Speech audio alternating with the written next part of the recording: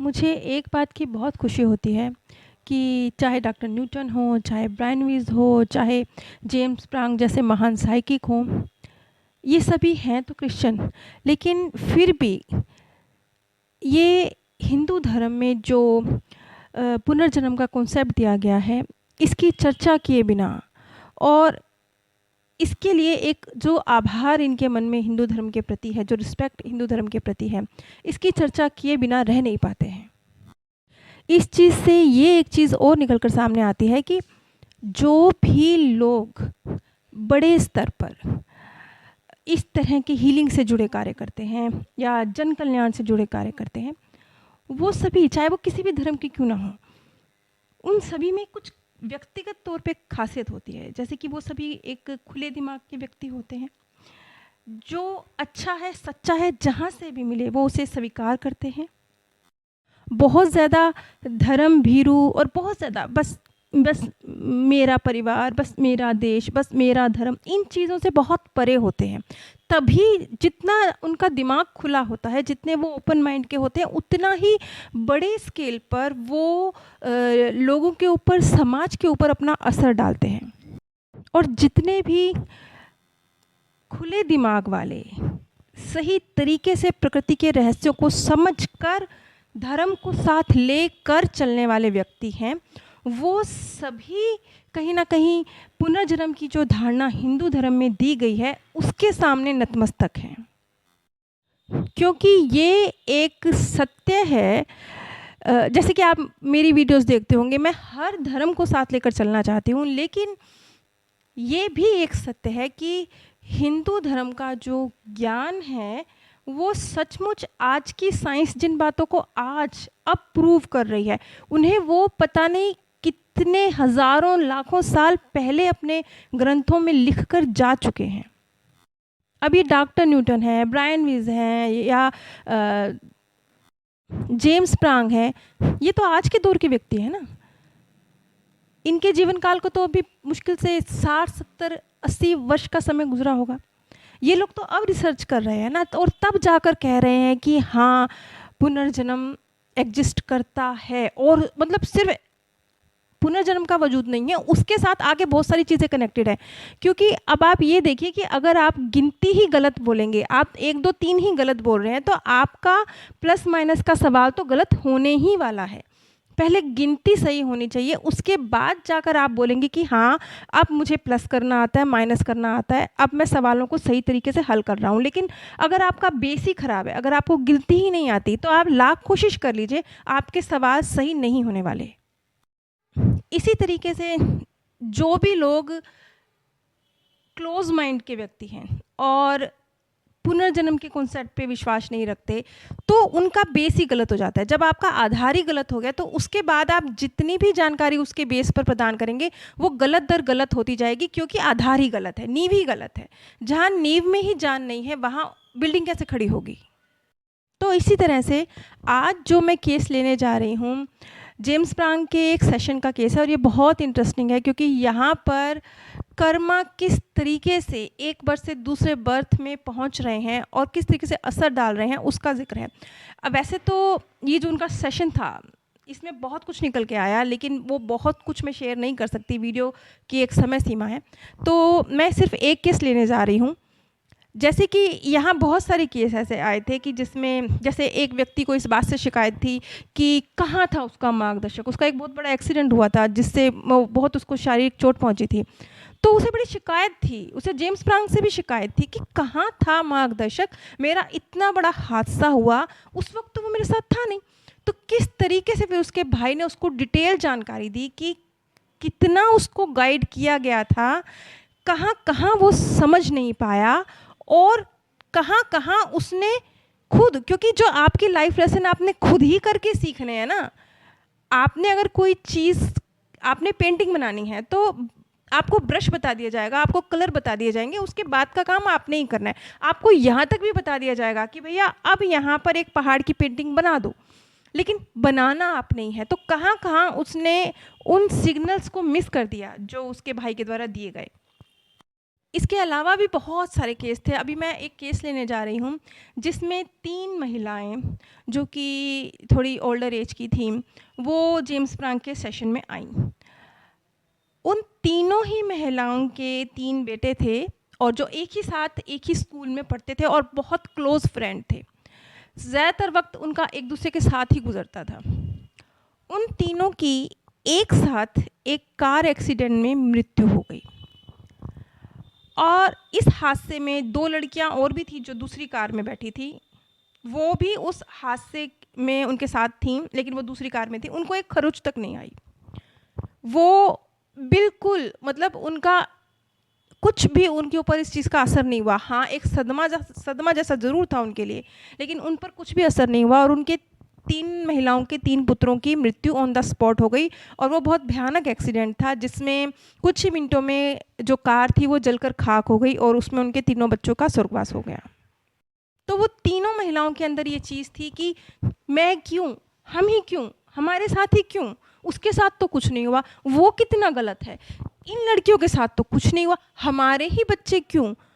मतलब उस अवस्था में तो वो 2 लड़कियां भी तो वहीं मौजूद थी, उनके ऊपर तो एक खरोंच भी नहीं आई। मतलब होता है जब आपके जीवन में इस तरह की कोई घटनाएं घटती हैं तो ये क्वेश्चन तो खड़ा होता ही है कि हम ही क्यों, दूसरा क्यों नहीं। इसी तरह का एक दर्द लिए ये तीनों महिलाएं जेम्स फ्रांक के सेशन में आई थी। तो इन तीनों महिलाओं के साथ उनके इन तीनों पुत्रों ने जेम्स फ्रांक के थ्रू अपने मैसेज किस तरीके से कन्वे किए, क्योंकि अब वो सोल वर्ल्ड का हिस्सा थे। तो उन्होंने बताया कि किस तरीके से यहाँ पर वो 2 लड़कियाँ और वो तीनों लड़के उन पांचों के पूर्व जन्म के कार्मिक अकाउंट काम कर रहे थे। पूर्व जन्मों के कार्मिक अकाउंट, मतलब ये जो हादसा दिख रहा है, इस हादसे के पीछे पूर्व जन्म की एक घटना जिम्मेवार थी। और वो घटना क्या थी? उनके बच्चों ने उन्हें मैसेज दिया कि इस घटना को इसी तरह से होने था, ये एक कर्जा था हम पर और इसे इसी तरह से चुकता होना था। उन तीनों लड़कों ने बताया कि उनके पास्ट बर्थ में 1960 के दशक में वो वियतनाम वार में सिपाही थे और वो तीनों सिपाही दोस्त एक जीप में, जब उन्होंने बहुत ज़्यादा मात्रा में शराब पी हुई थी, एक जीप में ड्राइव कर रहे थे और वहीं से एक हस्बैंड और वाइफ की कार गुजरती है जिनके साथ उन 3 सिपाहियों ने कुछ मिसबिहेव किया।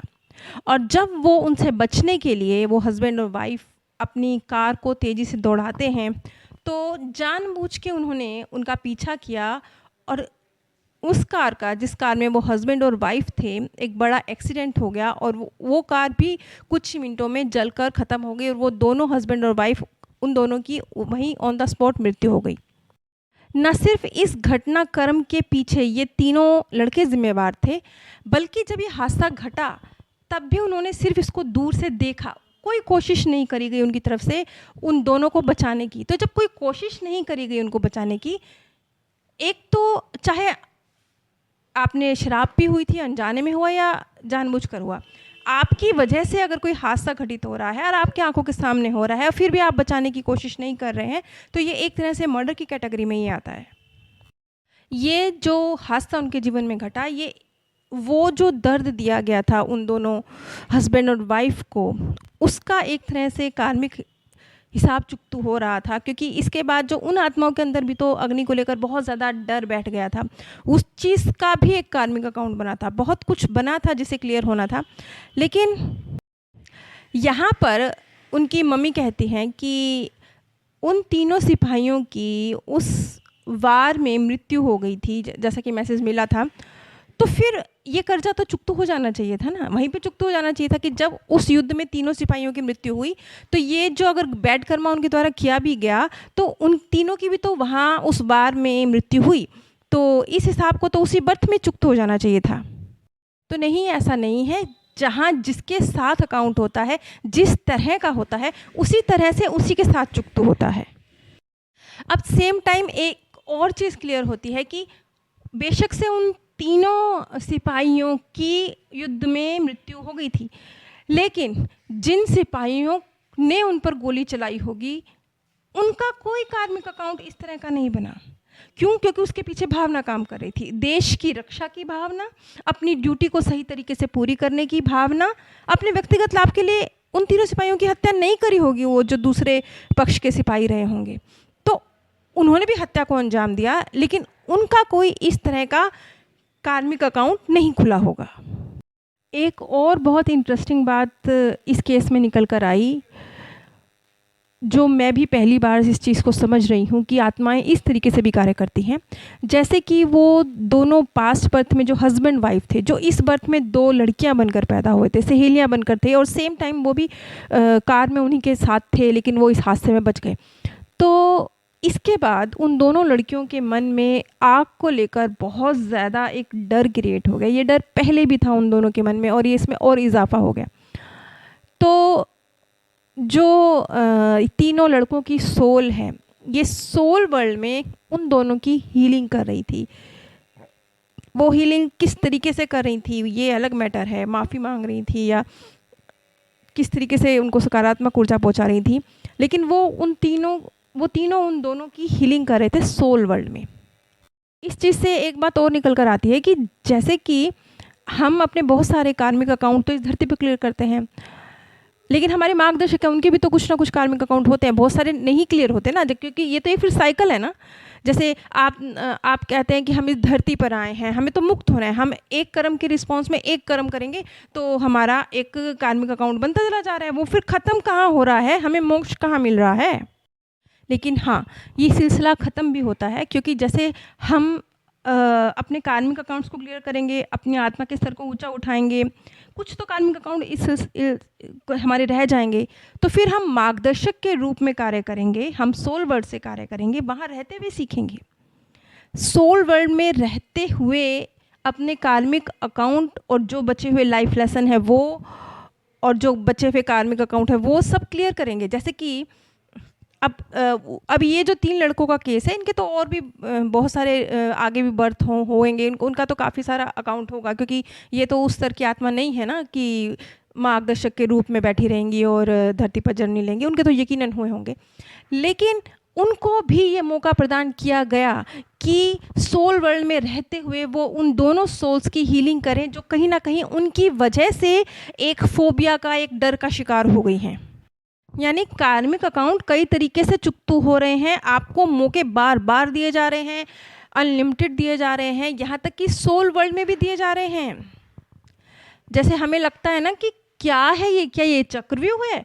ऐसे तो हम एक कर्म, मान लीजिए हमने अच्छा कर्म भी किया तो भी तो हमने कर्म किया ना, तो भी तो कार्मिक अकाउंट बन गया ना। हाँ बन गया, लेकिन कैसा कार्मिक अकाउंट बन गया? एक ऐसा कार्मिक अकाउंट बन गया जिसके लिए अब आपको रीबर्थ लेने की ज़रूरत नहीं है। धीरे धीरे आप उस अवस्था में पहुंच जाएंगे जहां आप अकर्म की अवस्था में होंगे, जहां आपके द्वारा कोई कर्म करते हुए भी उसके प्रति कोई भाव क्रिएट नहीं होगा।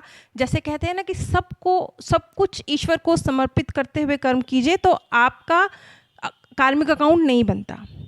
खैर ये बहुत बड़ी बात है, क्योंकि हम लोग तो इस चीज़ को नहीं समझेंगे, क्योंकि इस चीज़ को जब समझाने की कोशिश की जाती है तो हम इसे बिल्कुल ही एक भौतिक अंदाज में ले लेते हैं। हमें लगता है कि अच्छा हम राम राम राम राम राम करते हुए या परमात्मा का नाम लेते हुए हम कोई काम कर रहे हैं तो हमारा कार्मिक अकाउंट नहीं बन रहा। नहीं, ये इतना सरल नहीं है। यहाँ पर बात आपकी ज़बान से निकलने के वाले शब्दों की नहीं हो रही है, आपकी भावनाओं की हो रही है। आप सभी पर परमात्म सौंदर्य, प्रेम और आनंद सदैव बरसता रहे। आप सभी दिव्य परम